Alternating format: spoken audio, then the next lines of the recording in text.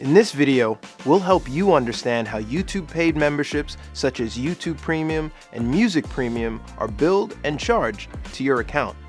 We'll also cover how to deal with unexpected billing charges and fix potential access issues for paid memberships.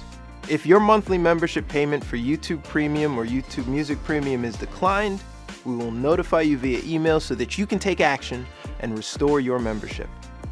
If your payment for a paid membership was declined, you most likely need to fix an issue with your payment method.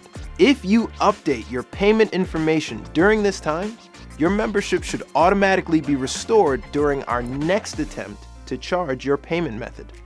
If you do not want to wait for the system to reattempt the charge, you can cancel your subscription and re-sign up to gain access right away.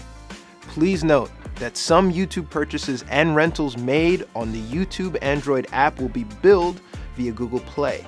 This will not impact pricing or cost, only from where the purchase is billed from. You can visit pay.google.com to see recent charges and check how you are billed. To learn more about how billing works for YouTube for your account, check out the links in the description of this video. Thanks for watching.